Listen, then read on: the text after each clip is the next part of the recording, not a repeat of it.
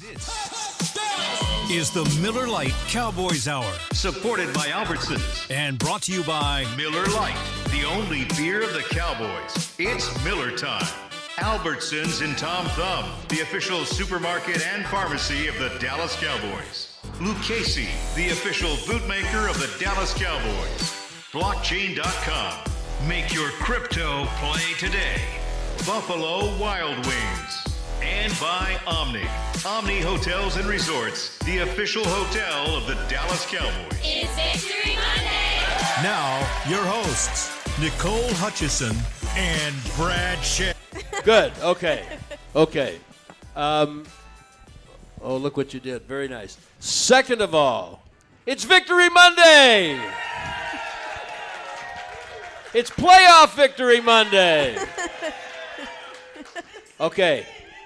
We are at Sidecar Social in the Star District, and we've got a great bunch of Cowboy fans who have come out to celebrate the regular season and the start of the playoffs. We're delighted to have you with us, and especially those of you who are streaming wherever and whenever you are on DallasCowboys.com. Wave to the little boxes. That's what these are, DallasCowboys.com. Okay, so I have good news and bad news. The bad news is that this is our last show. This is our last show of the season. This is it. That's above my. And let's just talk a little bit about what happened yesterday and through the season, and then look forward a little. Do you feel like, and granted your experience is limited, do you feel like whatever the hiccups were in early December, can you get rid of all of those with one good game? Like, you think you can get over those with one really good? Plus what you did well against Detroit. We're always trying to get better. That's always our thing. We kind of it's one game, so that's our Super Bowl right there. Each day, each week. We just can't really just trying to just say, like, we're not just trying to just look on, like, what we keep. This year, winning a game, losing a game, how do you think that helps you, just DaRon, mentally and emotionally prepare for what's coming up? Winning the game, losing the game, just to me, it just feels like football, Having this mindset just to take it day by day in the game, just week by week. I'm going to ask you to move that microphone down just a shade. How would you describe the year you just had? How would you describe the year you just had?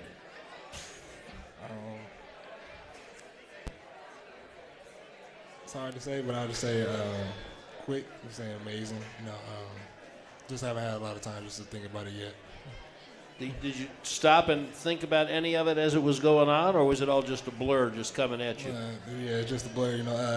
It's all my second year. Everything's kind of still going so quick. It's still trying to learn and still adjusting. So it still feel like football to me at the same time. So it don't feel like it didn't really hit me like how I hit the record and the stuff that I'm doing this year yet. So I haven't got to reflect really. So fair enough, but I'm still interested in your opinion. What do you think's the difference between playoff football and regular season football? We've talked about it a lot. We talk about all the time. And the guys in the league always say, like, after Thanksgiving, that's where a lot of the real football happens. Everybody's beat up, everybody's tired. It's just all per will. And I say that's the difference. It's really, to this point now, it's like how much do you really want it. And that's a lot of ways that this defense, a lot of the guys on this defense are the same way. How much of a benefit is that, having that selflessness within this team and not kind of worried about the stats? It helps you a lot. It keeps you just not worried about yourself and worry about the team and worry about your brothers. Because out there on the field, it's like you can't worry about yourself. You got a brother right next to you, somebody to your right and left. So it's not all about you. So being humble is just always something easy for me. And how has that mentality helped the success of this team have so far? We always be wherever we make our mistakes. We always try to just be be together and show that humility to each other. Do you remember what went through your mind when Trayvon got hurt and you realized he wasn't going to play all year? Well, I didn't know what was going on. We didn't know, like... He was in practice, right? I didn't know immediately, like, he tore his ACL. So, but when I seen how he went down and how he didn't want to move, I kind of got scared a little bit for the season, you know. Just because you see, like, early on in the year, you know, we had a lot of expectations for the year, you know. We, thinking we was going to have everybody there, you know. It was just crazy how we, like, just going from there and being here now and how we overcome that. Actually, I would say then the longer you play in this league, you'll realize you do know, and that is that no team gets out unscathed. Yeah. Someone's going down somewhere. Mm-hmm. So you see him get hurt in practice, and you think, this isn't good. This is not what we planned on. Okay, now here's the word. It's an ACL. He's done for the year. Now what are you thinking? Now me, because originally I was doing nickel, so I had to flip my whole mindset just from that week. He got hurt on Thursday, and from a nickel mindset. What was the transition like, having to play from inside to outside? It was, for me, it was just like the views and a lot of stuff was going by. You know, at nickel, there's a lot more action because you're in the box a lot, so and you still got to cover. So like that different view and having to do all those different jobs, that was different for me. But playing receiver helped you as far as playing outside, right? Yeah. Playing corner. Mm-hmm. How much have you seen that kind of benefit? My dad always told me, like, you never could learn just one position and try to just be versatile. So that inside versus outside, I want to get back to that in a minute, but I'm really interested in I've always said, we've been doing this show a long time, and I've always said my favorite part of it is giving these very enthusiastic, loyal fans an opportunity to know you guys as three-dimensional human beings. Because if no one ever has any interaction with you, you're a number on a living, breathing human beings under all that. And I think that's what people really love, getting an opportunity to know. So my guess is maybe sitting all by yourself or just whenever that you had to think, oh wait, this part's on me now. I've got to do more than I was planning on doing. I was going to do my best anyway, but I got to do more now. Did you have that thought at any point? I had that thought a little bit, but I would say last year prepared me. Just like when Jordan Lewis got hurt the year before that, I know the type of player he was and what he meant to our team. You know, he was a vet, and just how I knew when I come in that role, I can't act like a rookie no more and just try to learn and try to take that command, you know, try to lead at the same time. It's a ball hawk, so and guys get the ball. So I just knew how to do that too.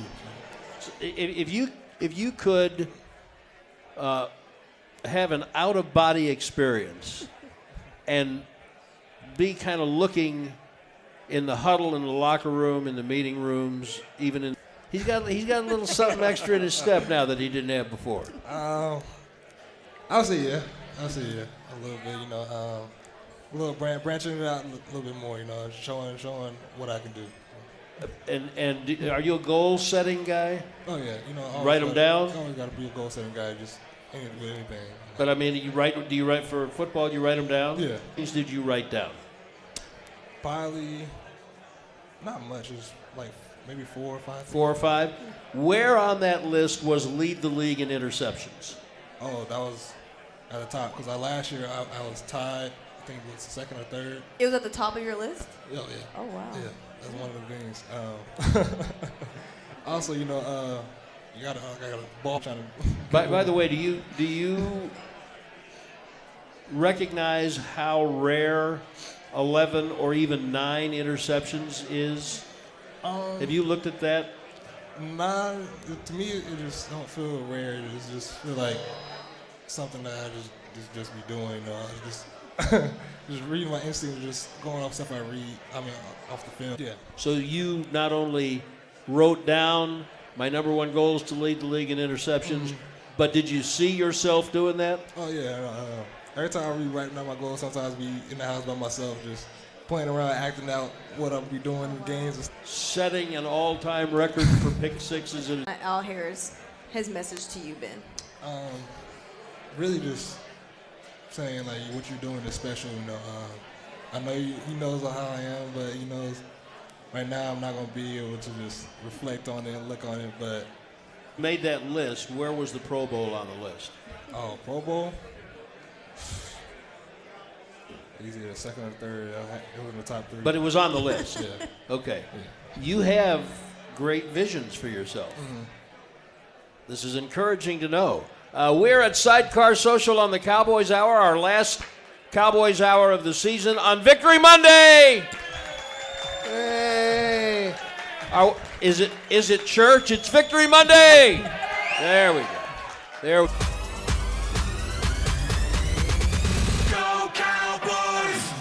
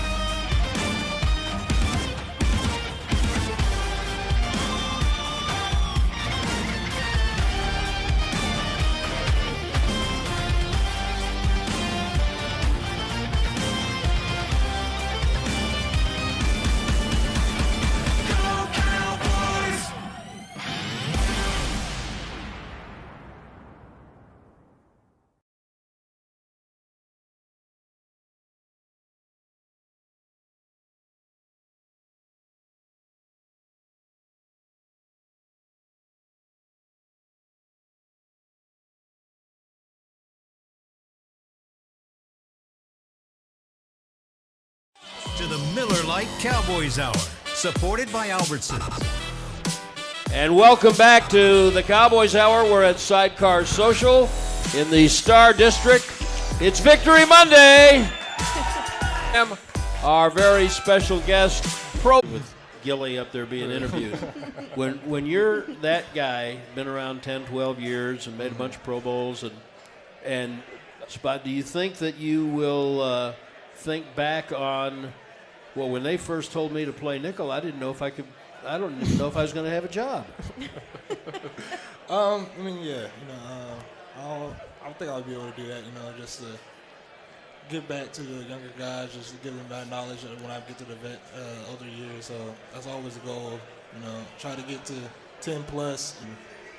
Is there anything about the skill set of playing inside that can do anything to help you when you move back out to what's your more natural position?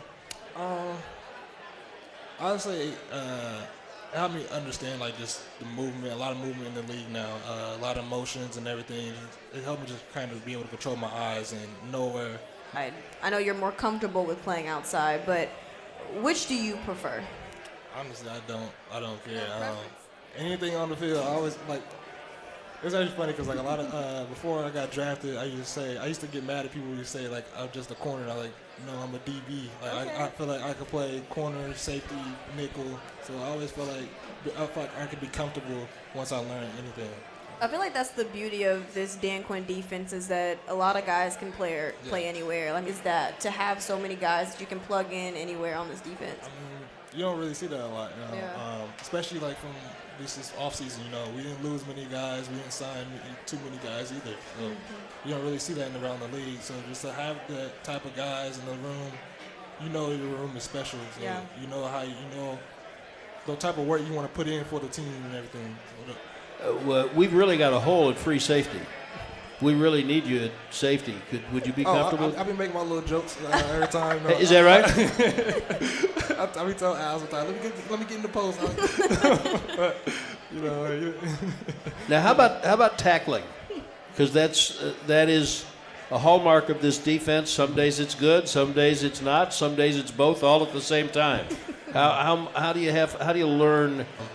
My dad always tried to teach me to just be aggressive in football, you know, and in this defense and Dan Quinn's defense and just being around the league, you're not gonna run away from you're not gonna be able to run away from contact at all. So you gonna have to make a tackle or not. So and we're gonna see. We're gonna keep going all game how some teams do it. So you're gonna. I threw it out there. I was like, yeah, on defense. Who do you think Mike McCarthy can plug in on offense from defense? Some of them gonna hate me. I think Mike could do it. Ray was a wide receiver. Yeah, that's obvious. But other than that, I don't know. I can see Jordan Lewis. Oh, yeah. Well, Jordan Lewis, yeah. I can see Jordan Lewis. Yeah. Maybe a little bit. To where you got? Well, coming out of high school, I had one offer, and that was Sac State. So I spent my time there for 3 years. And then got it through COVID. And then COVID, we didn't play either the fall or the spring. So I went basically almost the whole year. I ended up transferring in the spring to Fresno. And you were a good athlete. Mm-hmm. Did it bother you or discourage you that you did not get offers anywhere else? Yeah, definitely. You know, especially because early on before that season, I was talking to some of the big schools. And all the time, he admitted it. He had a chip on his shoulder for being overlooked by so many people and so many teams, and it got to a point where he realized that helped motivate him, and he kind of led with it, that he had a chip. He turned him into a Pro Bowl player much later in his career than you. Do you feel like you also play with a chip on your shoulder over? Felt that type of way. That's kind of all my life, you know, almost. Just not giving up like very many opportunities a lot. So just going out and just taking it a lot. Is there a corner that you kind of model your game after? Not just one corner. Yeah. I've always been a guy just try to bounce things off of. I take things off of everybody.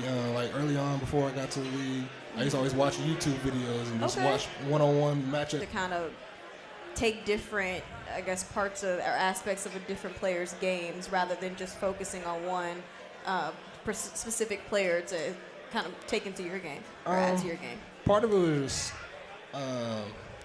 all the different techniques that I've learned just throughout the years, going through college, going through high school, all the coaches that I have, and just trying to figure out what's best for me. That's really what it was.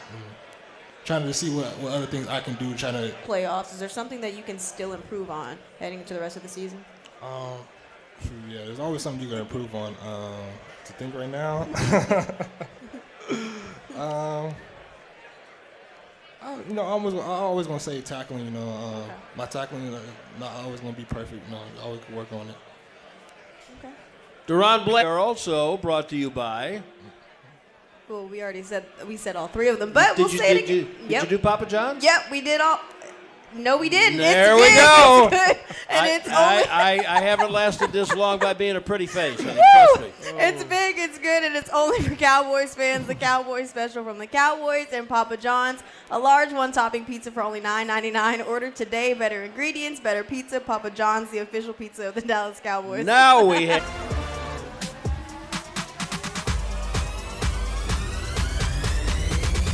Go Cowboys!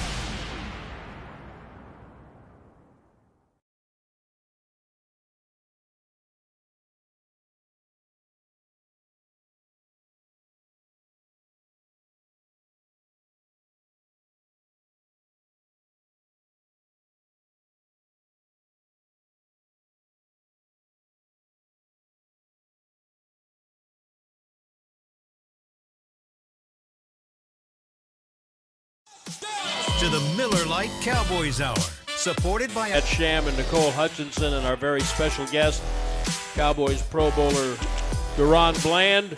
And again, this is our last show of this season, so please keep us in mind when you are gathering.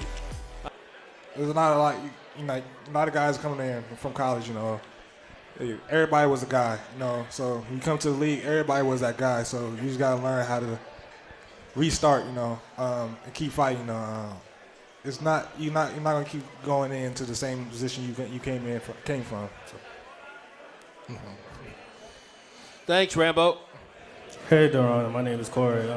With you being this your second year in the league, do you feel like the game is like slowing down for you as far as you just?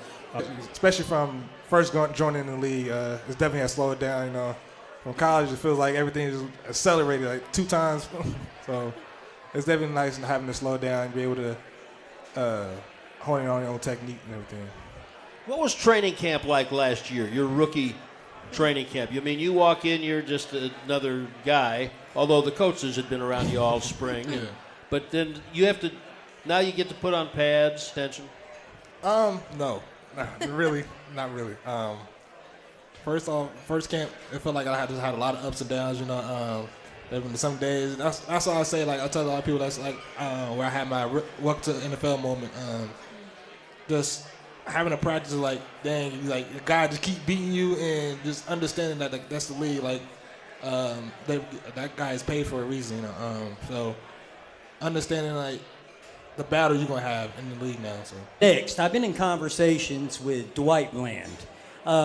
Looks very highly on you, obviously. Yeah. Now, my question's a little bit more personal. On what level? What relationship is Dwight to you? that's my dad. Your dad. Yeah. That's what I thought. He's a friend of mine now. That's awesome. So what have you been doing? Stalking DaRon? Is that you been tracking his family down? Yeah, don't do that anymore. How you doing? Good. How are you? You've accomplished very well. Now, with Diggs being out this season, you're actually ahead of him in interceptions. He has 18 to count this year. 3 years. You're right behind him at 14. So do you think with the two of you getting back on that field together this coming season, y'all going to have a tough competition?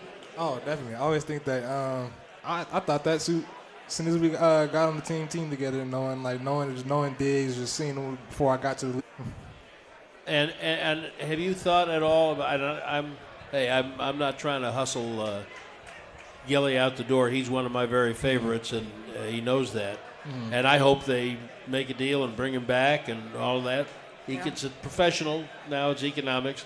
But I remember at one point saying during a game on the radio, you'd made another play, maybe another pick six, and I said to Babe Laufenberg, my broadcast partner, I said, can you imagine having Bland and Diggs on the corners for 10 years? He said, oh, I hadn't even thought. I was thinking about just how special of a defense the corner room was, just having Gilly, me, and Diggs.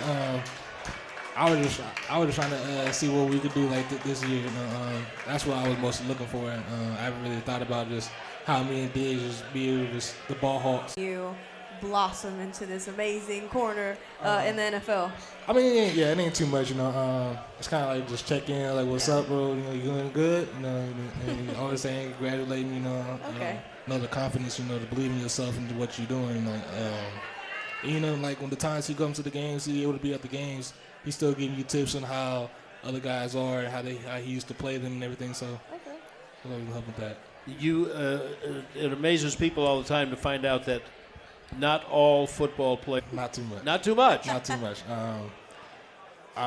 Never, because just even early on as a kid, I was never a kid that was just into this team or anything. I was always more so in the players and never really watching the games. So I like watching this solo cut up and just. You don't get much of a sense of situational football or how coverages work together as a team. When did you develop that? There's experience in football, and that's something you're gonna have to learn. So you're just gonna have to learn that just on the fly, or a good coach is always gonna teach you that. So talk a little bit about what you expect the week to be like. I mean, I know the feeling that you get going through a playoff week and, you know, what it will be like when you beat Green Bay and you're on to the next week. And it just gets more tense and exciting every week. How... That's what all we say together. We say this every time before we go into a game. Take care of your brothers. Never leave no man behind. And so we go into a fight together. We lead the fight together. I'm sorry, I'm heading into the playoffs. What do you think the difference, aside from that, is? Fresno State, nobody knew who you were, and look at you now. Appreciate it.